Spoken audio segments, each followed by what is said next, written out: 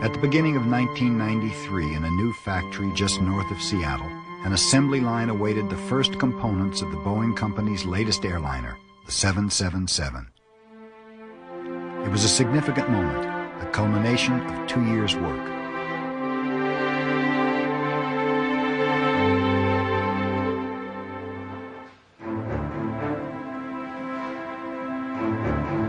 Three strips of metal forming the front wing spar for the first plane were being riveted together by a huge computerized tool.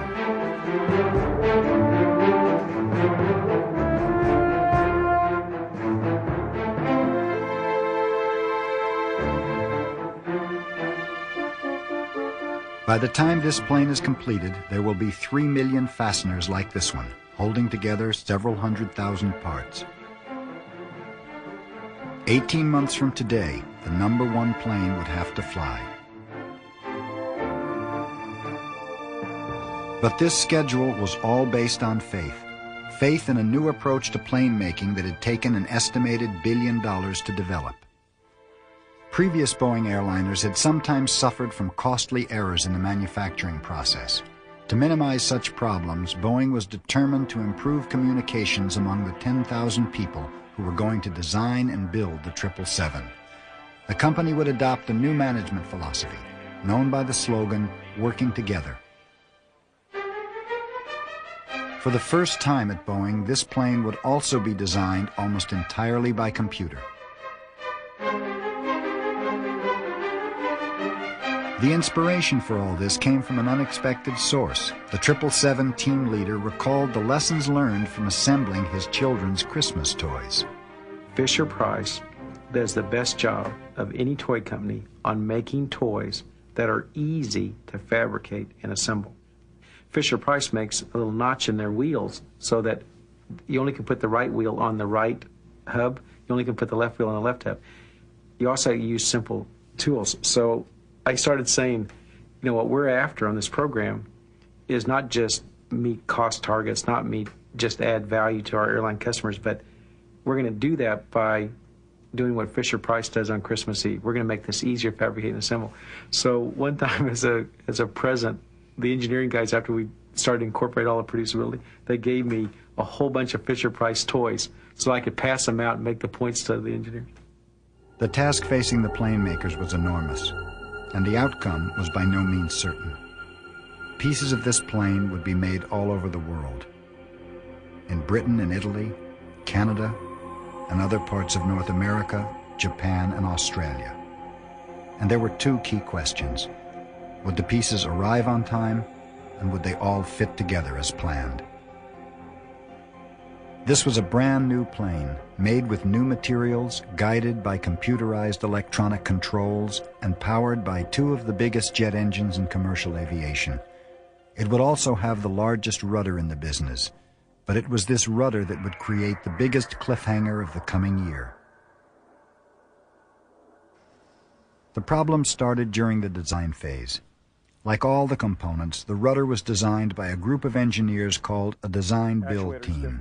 The team included designers and manufacturing engineers, as well as representatives of the company that would make the rudder in Australia. The working together concept was meant to highlight problems quickly and eliminate arguments as the problems were solved. But legally, for 777 legally... But tempers rose when the rudder design was changed after the Australians had already begun making it. Process spec deviation. Excuse me, what I'm saying is a process is defined right now, and that's what we have to work to.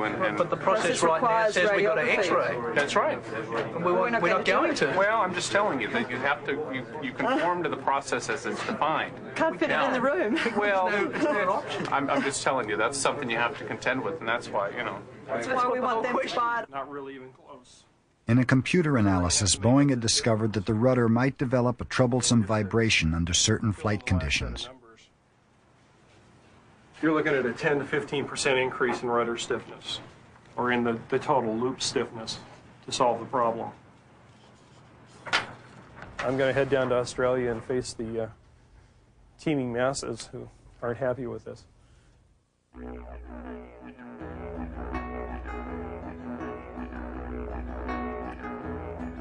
The teeming masses were the engineers and executives at a small company in Melbourne called Asta. Asta had won the contract to build the rudder. Initially, they were delighted. It's a bloody big job. They were much less delighted when they got the news that the design was being changed after they were already underway on the prototype.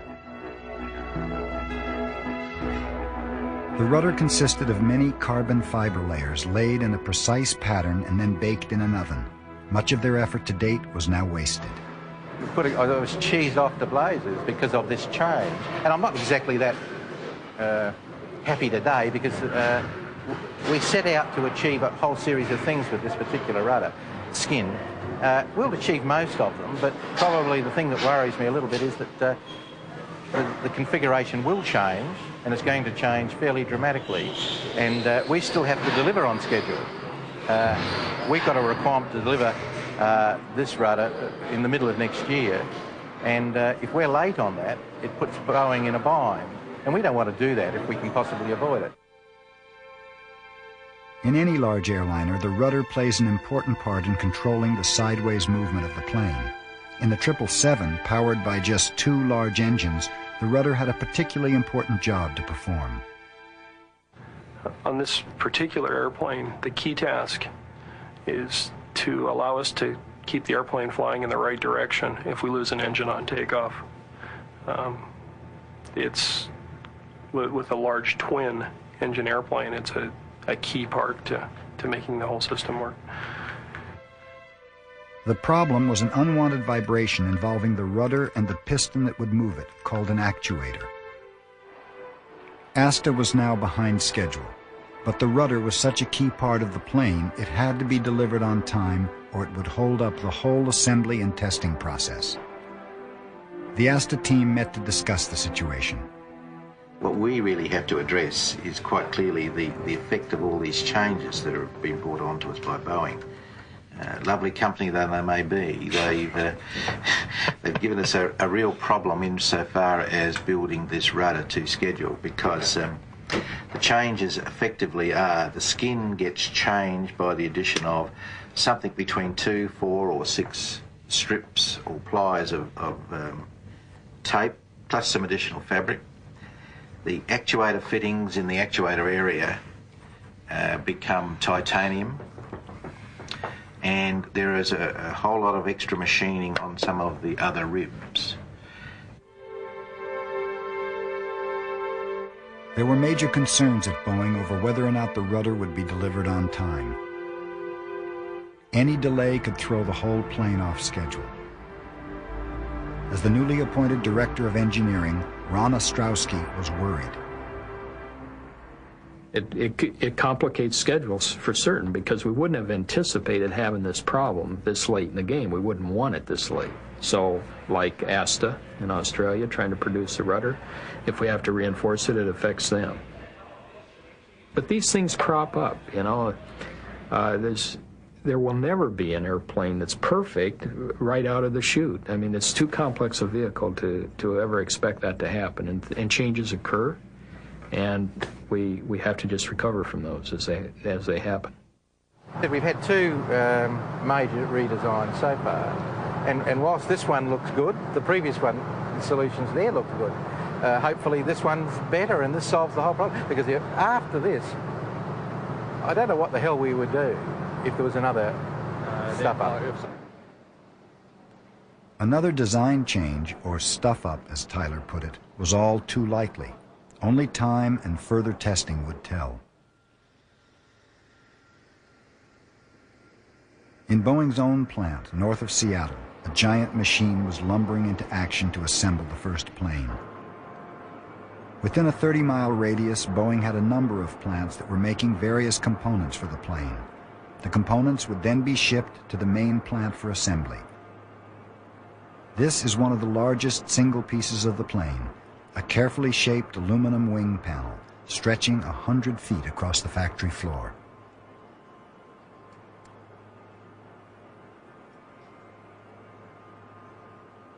The plan was that major sections of the plane, starting with the wings, were to be assembled from hundreds of smaller parts, which would be milled and shaped in the various Boeing plants. The larger sections would be transported from where they were built to the final assembly line. Between each of these stages, the growing plane would be moved from one part of the assembly line to another by a series of enormous cranes. In final assembly, the last stage before the plane left the building, the 777 would acquire its two huge engines.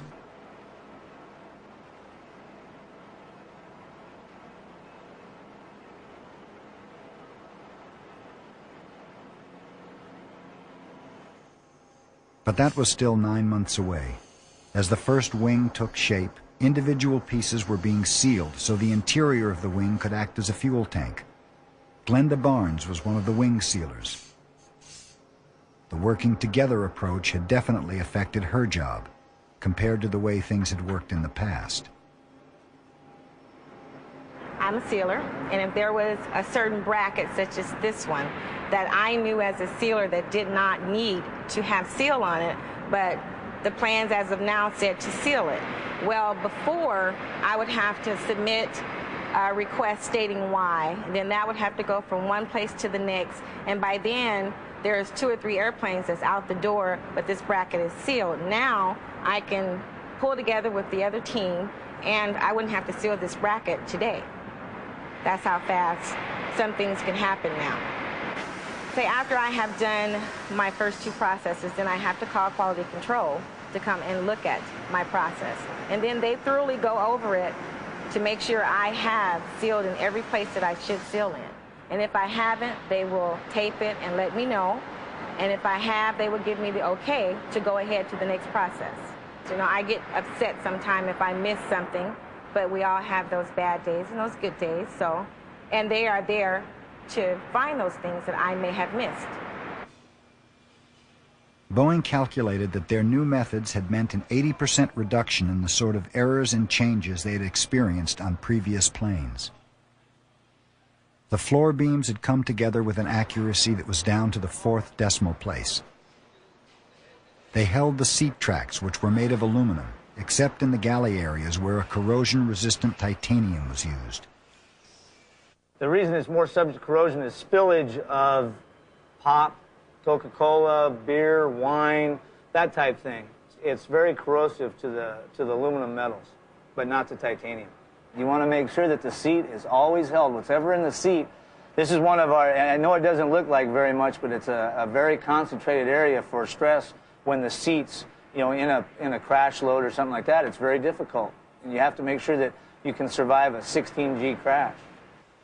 In the past, the designers in their offices would have designed a component and then washed their hands of it once the drawings had gone to the factory floor. Now, they were involved throughout.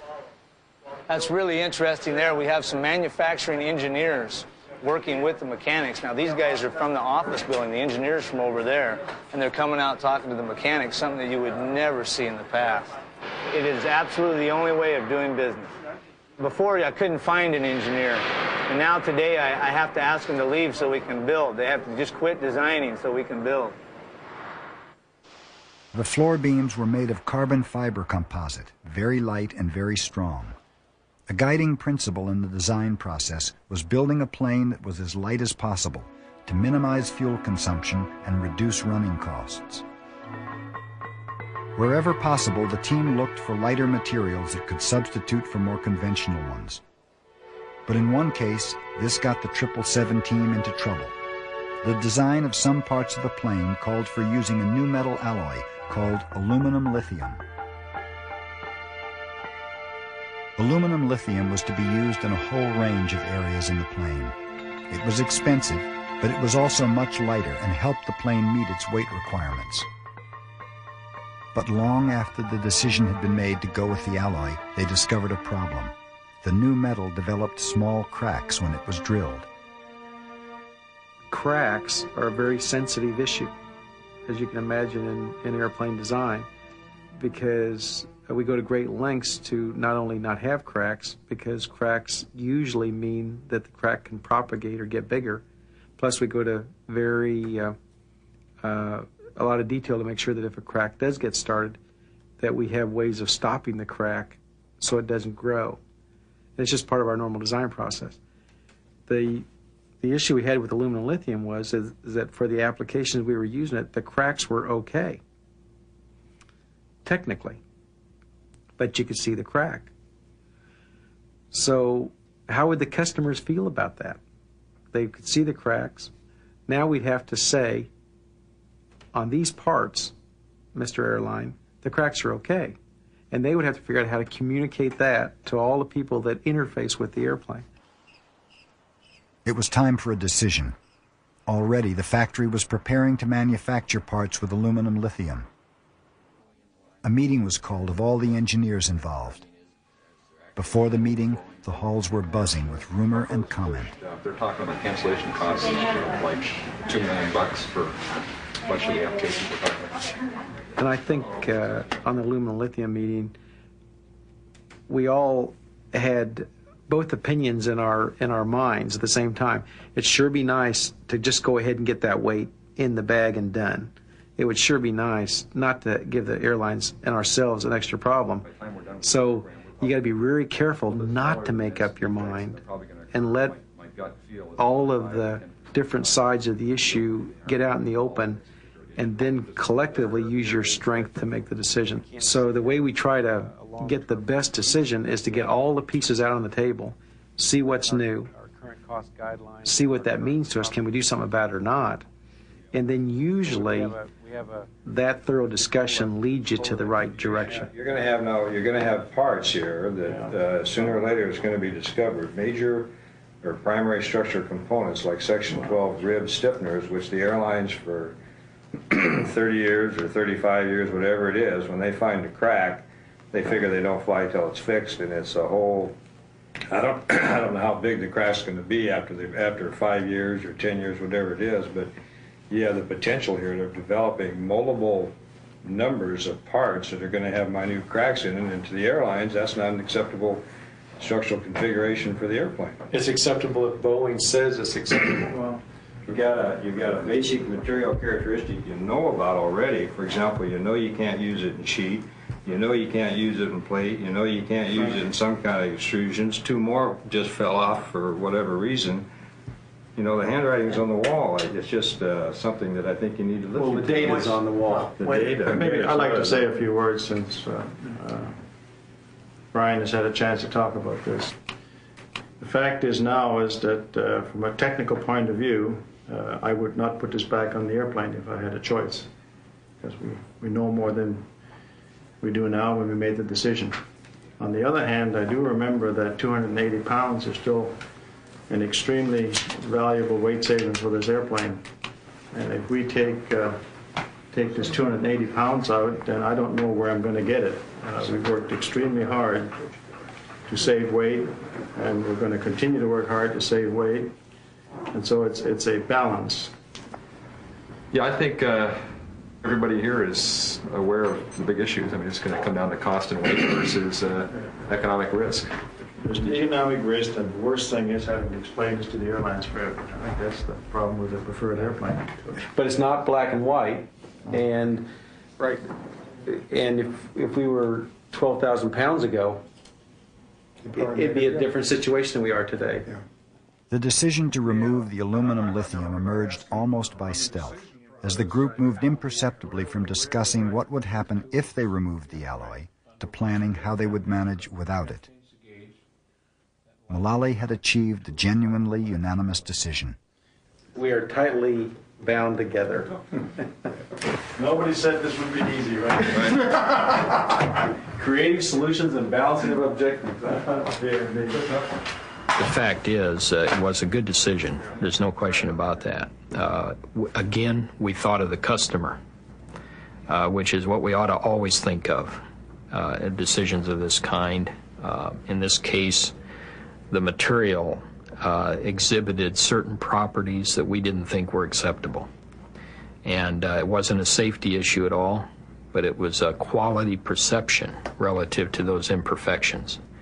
And we decided until that material had those imperfections removed, we just didn't feel it was appropriate to put them in the aircraft. So we didn't. The repercussions of the aluminum lithium decision were to rumble on for a long time, with particular significance for the work being done in Japan.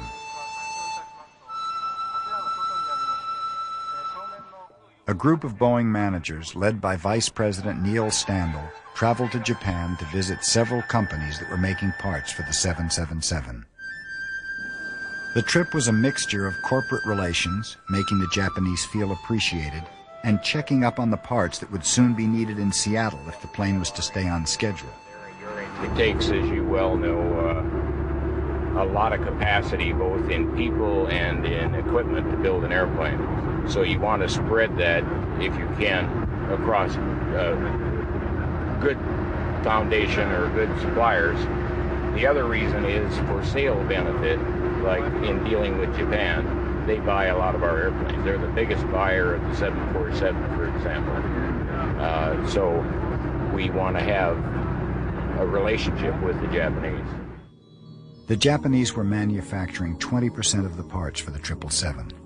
Some of these were supposed to have been made from aluminum lithium, including key components of the wings called in-spar ribs. Nippy, the company making the ribs, had scrambled to redesign their machine tools so that another metal could be used.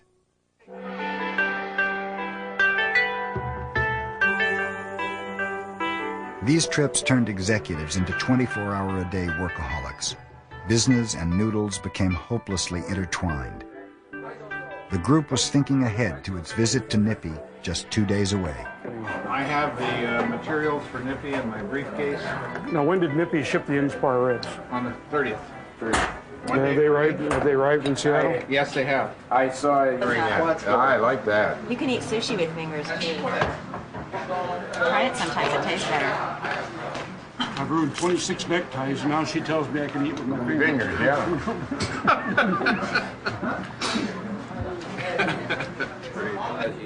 You bring the bottom end up, and then it doesn't slap around. I see you slurping. Let's all watch Neil slurp it. Want me to do it? Yeah, I want you to do an extraordinary. Not all those. You'll never. Wait a minute. I bite them off. No, you're supposed to slurp them.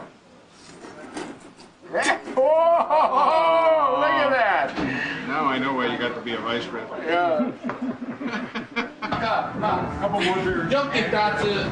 I encourage you. Many people, including some employees, wondered why Boeing had involved the Japanese at all. Building large aircraft was one area of technology the Japanese had not yet developed. Yet here was Boeing operating on what some people called an open kimono policy. But for the 777 team, this collaboration provided access to high-quality heavy engineering and equipment.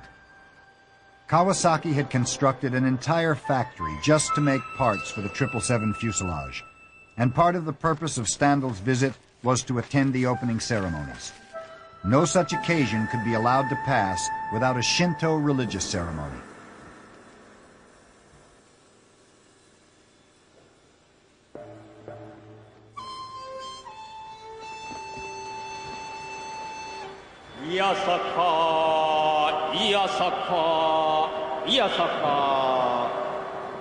This was a significant event. A priest might receive several $1,000s for a service like this, in the hope that the gods would look favorably on the machinery and ensure that it ran smoothly in the years to come.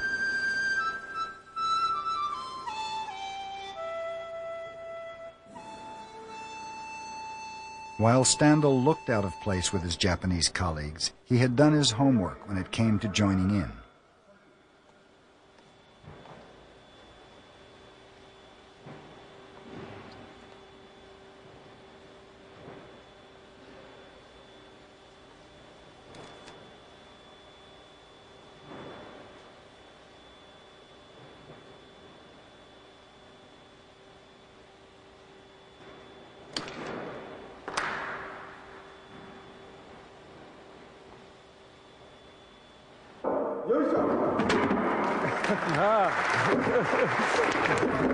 Good job.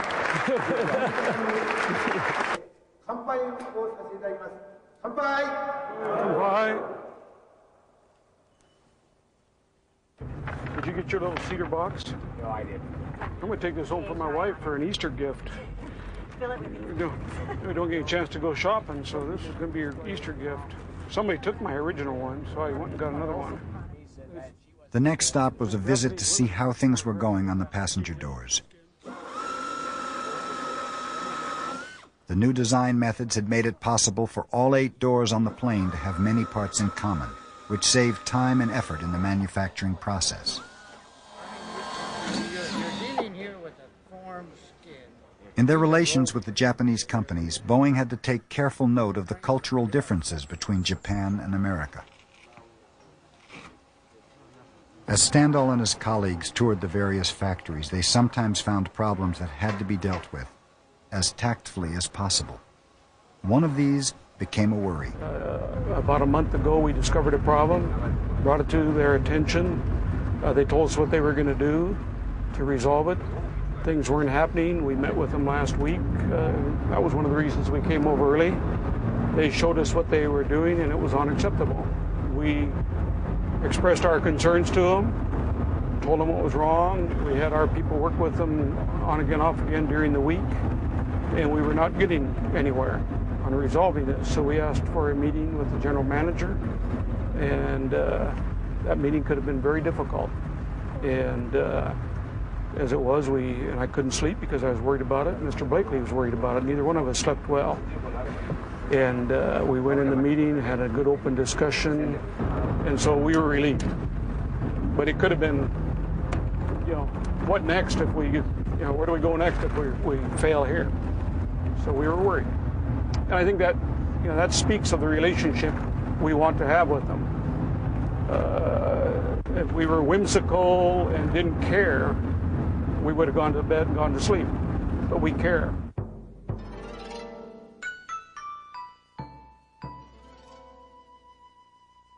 The following morning, the group visited Nippy in Yokohama.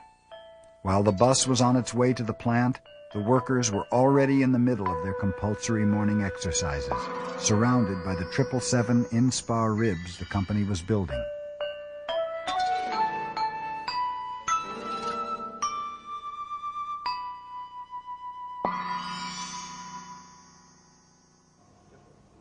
Standall's visit to Nippy was partly to thank them for staying on schedule in spite of the changes in design and material. He presented the company with a certificate of thanks from Boeing's senior management. As Standall and his colleagues left the factory and headed back to Seattle, they had mixed feelings. Satisfaction at seeing how well the Japanese had learned how to build airplane parts, mingled perhaps with concern about how long it would take before the Japanese would be building airplanes on their own.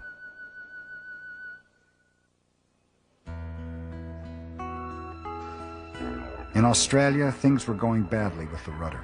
The much-feared stuff-up had happened. Boeing had decided on a third major design change to compensate for the rudder vibration. It was another major setback for ASTA. We've got a lot of major tools either completed or nearly there.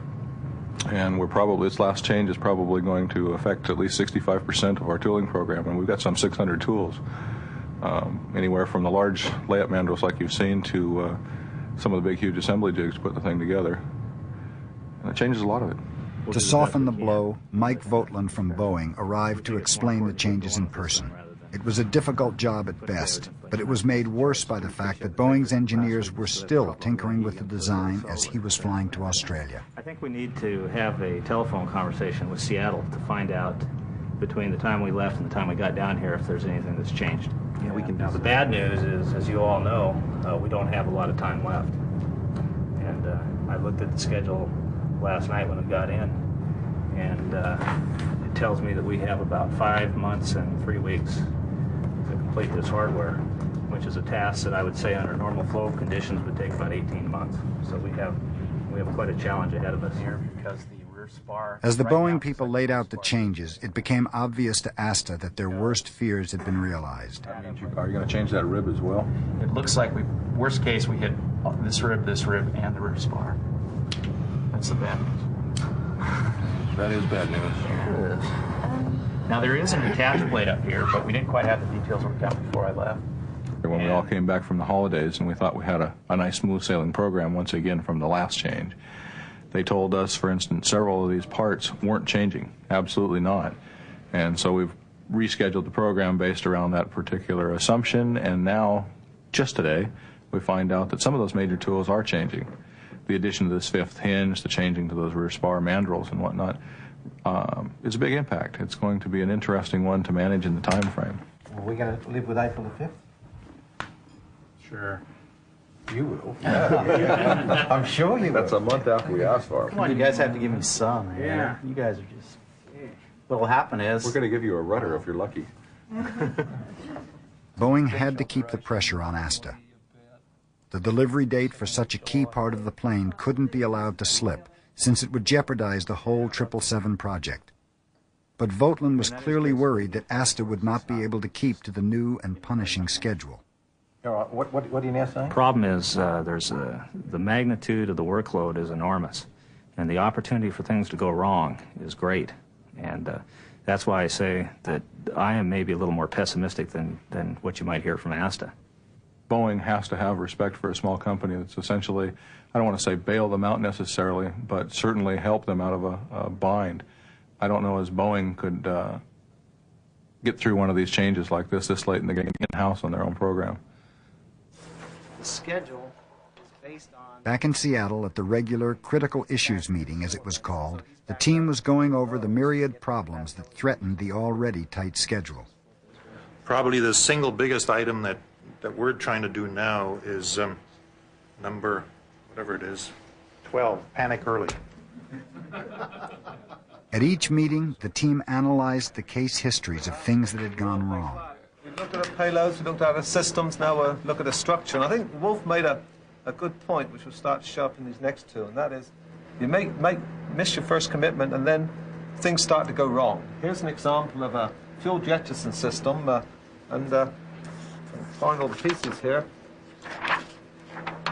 When they got around to do the installation, somewhat late, there was a problem. This will not accept the vent tube. The issue there was that the engineers had a design and they'd actually ordered the parts to build it. Okay. Yeah, it's really just a tube that comes out of the outboard end of the trailing edge, and it enables the airplane to dump the fuel should it need to return to the airport.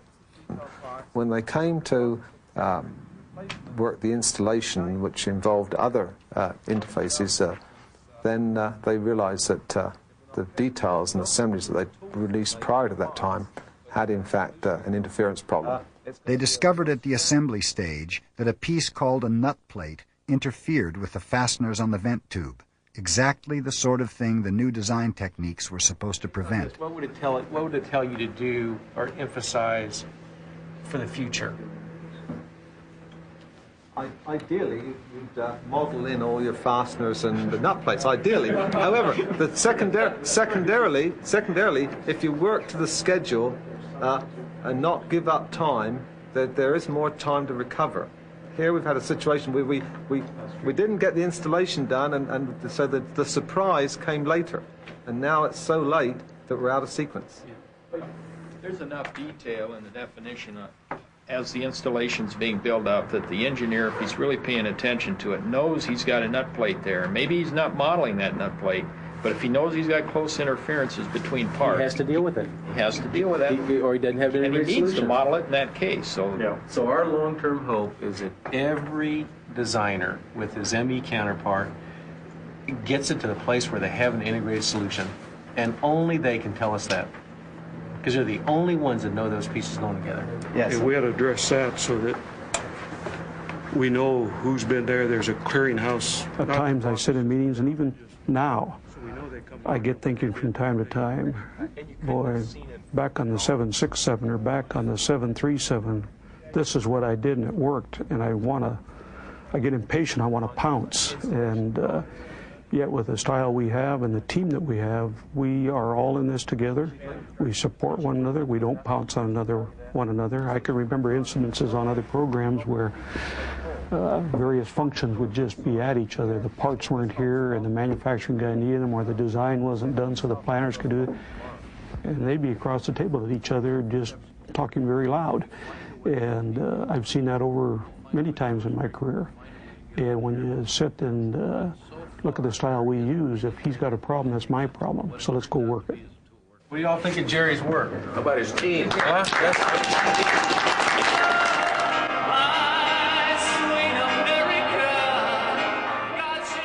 Midway in the year, there was a meeting of the whole 777 team. The only place that 10,000 people could assemble was in the factory, on the very spot where the first 777 would roll out of the building in 9 months' time. The occasion was a reminder of how patriotism and plane making went hand in hand. How are you? Hi, how are you? Good. Good morning, Mr. President. How are you doing? Now, will you please join me in welcoming the 777 Division Vice President, General Manager, Alan Malala. So good morning to you all. This is the 9th all-team meeting that we've had on the program, and we've come a long way together. It's been 21 months since we launched the 777 with our order from United Airlines. We only have 8 months to go before rollout. We are going to turn power on the airplane in January of next year, with a first flight of June of next year. So it's really coming together fast. Today, we thought it would be really... At about the same time as the all-team meeting, there was another milestone in the life of the first 777. A whole wing was going to fly, out of the jig in which it had been assembled and across the factory floor. It was 2 weeks later than planned, but everyone hoped they could make up the time in the months ahead. Well, you better see if they all three. I can bring some tape in around that. Pop it up. Let's just hang on now. Let's down. No, we've got the half the distance down. Before the wing could be lifted, it had to be freed from a series of fixtures on the tool, one of which was proving difficult. They're going to be a couple minutes, aren't they? In this high-tech factory, it was a hammer that finally did the trick. We need to be careful that we don't hurt somebody's finger in pulling that out or damage the tool itself. So we want to be cautious as far as how we drive it out. And right now we're using a smaller drive pin, and it just freed up. That popped, and now she's done. So that's good news. Our crescendos one after the other. This just happens to be another one subsequent to that one in January where we loaded the spar. Now the wing. Tomorrow we'll load the stub and the keel beam. So we're just one right after the other now as far as the first airplane is concerned.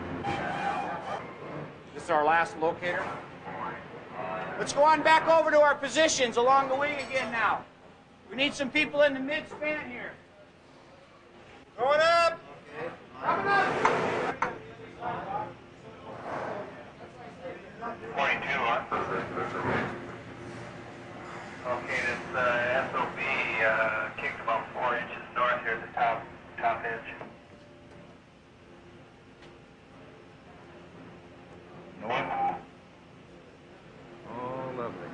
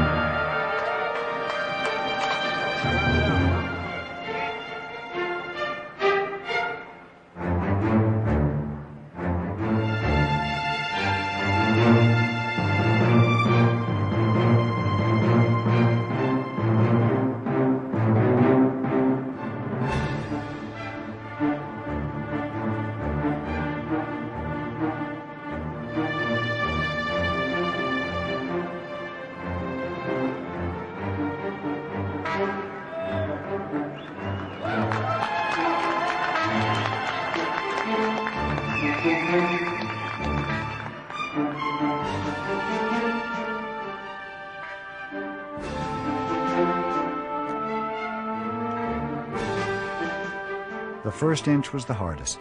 From then on, it was slowly and steadily upwards. Everything's went real smooth after we got it cleared from the tool. It was smooth pull, smooth transition coming over. Both the cabs are working real well together.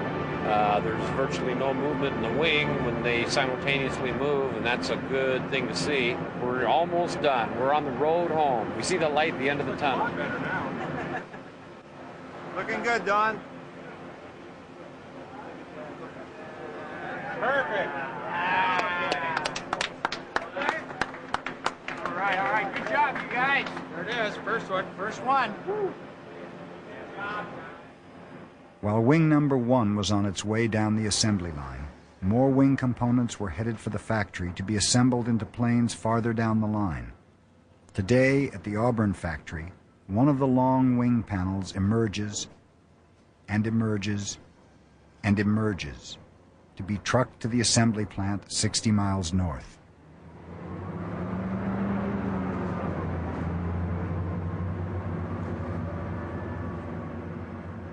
There were huge logistical problems in getting pieces like this to the factory just at the right time.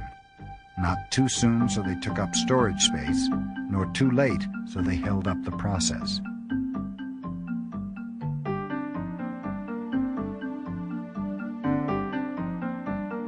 Like a dinosaur with a second brain in its tail, this 130-foot-long truck needed a driver at each end.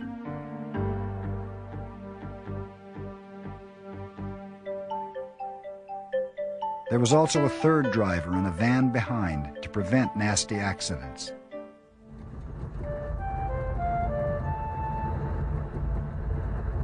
I'll pick you up after him. As accidents on the road involving other vehicles and stuff, we've never had.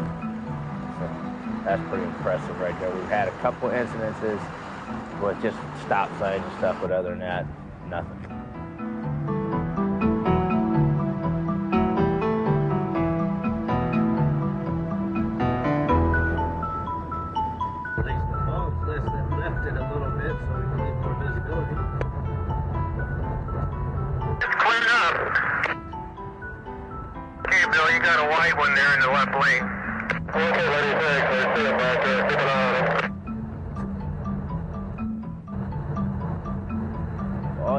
People dynamite their brakes in front of us, so we had to go around them real fast. We had a Porsche that was going to go underneath of us one time, and then we had a motorcycle decide he was going to try it one time, but they quit real quick.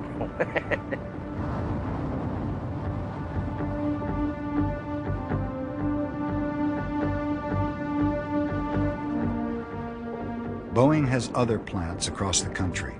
A big plant in Wichita, Kansas made several key parts for Boeing planes that were shipped by rail across the Great Plains to Seattle. It was never a trip without hazards. One of the problems we've had in the past is on our 737 aircraft that we do not cover. We do not cover the rail car. We've had rifle shots. We've even had an arrow stuck in the side of the fuselage when it was received in Renton. We've done things a little different on the 777 where we actually cover the rail car, so we hope to prevent some of that, although a rifle shot would still go through probably that covering, but there wouldn't be the extent of the damage that we've had on the other aircraft. More and more parts were being assembled into bigger and bigger pieces as the major sections of the plane began to take shape. The pieces were held together with rivets, fasteners that would hold them to the ribs, and cords that gave the plane strength. This was the largest automated riveting machine in the world. It was controlled by computers. But automated riveting wouldn't work for parts that were too curved or awkwardly shaped. These would be done by hand.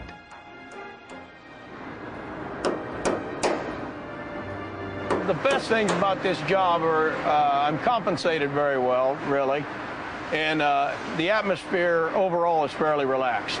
I don't feel really stressed or really pushed, and that's real important in any workplace. The worst parts of it are probably that at times it does get tedious, it does get repetitious, and it gets a little noisy in here. The environment isn't always real pleasant. It gets a little warm sometimes. That's probably the worst end of it. There are some mechanics that don't like to work on the exterior skin of the airplane because it's easy to destroy thousands of dollars worth of material in a very short time if you're not careful, and some of them just don't like to probably take the responsibility of maybe doing that. Before complete pieces of the plane left the factory, they underwent an important procedure called an FOE check. FOE for Foreign Object Elimination. Boeing wanted to avoid having a customer find anything rattling around in the plane after delivery. A second set of initials, FOD, refers to foreign object damage. It wasn't a complicated procedure. You tipped a piece on end, banged on its sides, and hoped any loose objects fell out. One did. We know by analyzing it that the bolt came out of our major assembly area, that in their FOD check they missed it. The pins are probably out of our secondary forward box structure area. That information will be fed back to the mechanics who run the process in those control codes, in those assembly areas.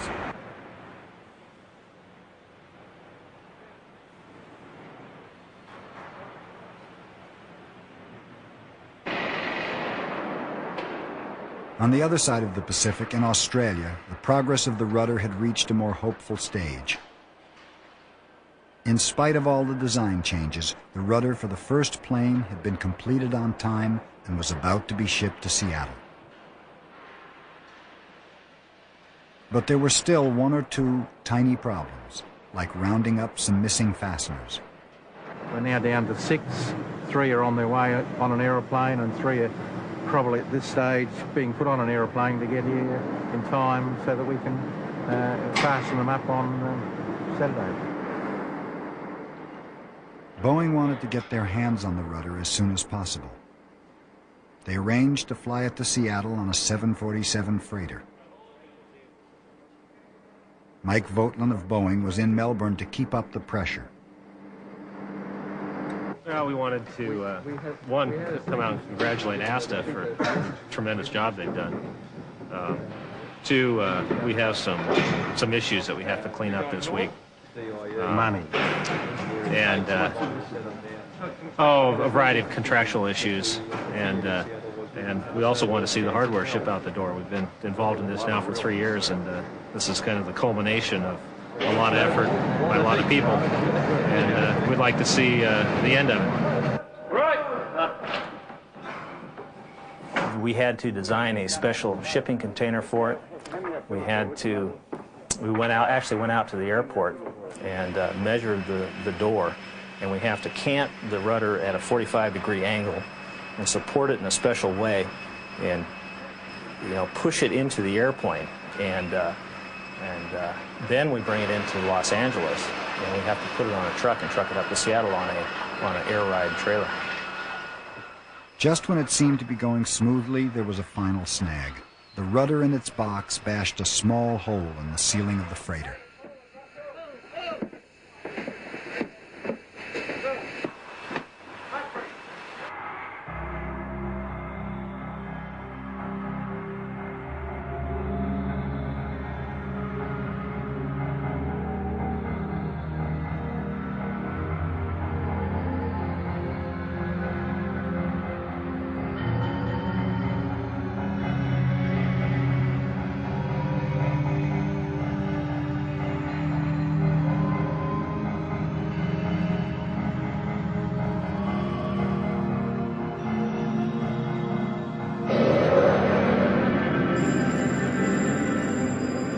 Another first for the 777 began one Sunday morning at 6:18 a.m. The first 2 wings would be lifted into position side by side and attached to the central piece of the fuselage.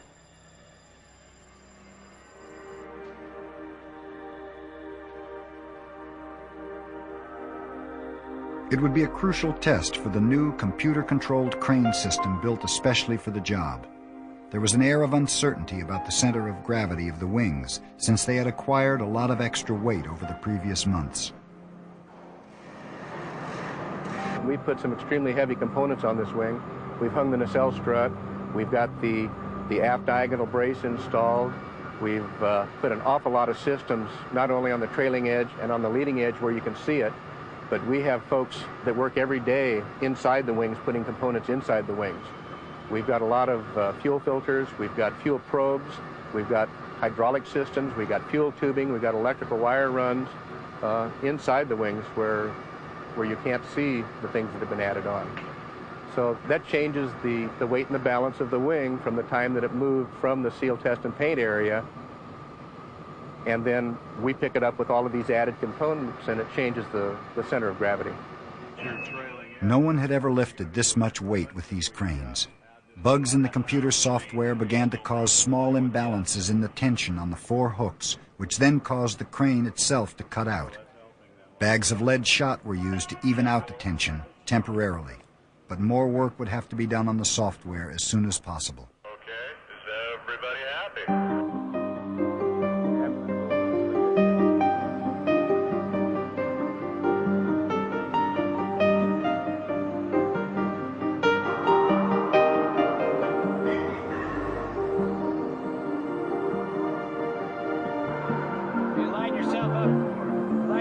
East, yeah, inward. East and west here.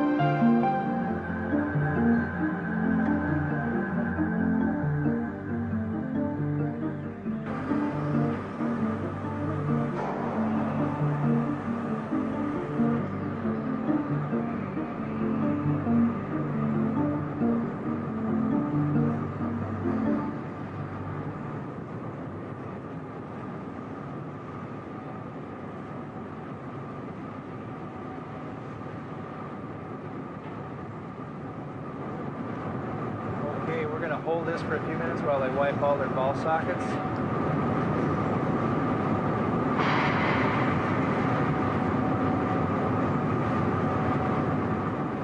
Once the wings were in position, they were bolted firmly to the fuselage. Then a final quality control check for tightness.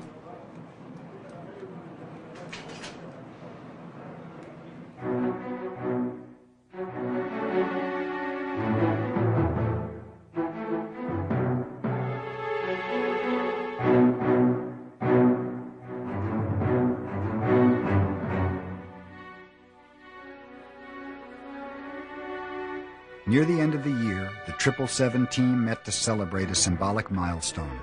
It was the 777th day of work on the new plane. The team permitted themselves 3 quiet cheers as they looked ahead to what the new year would bring.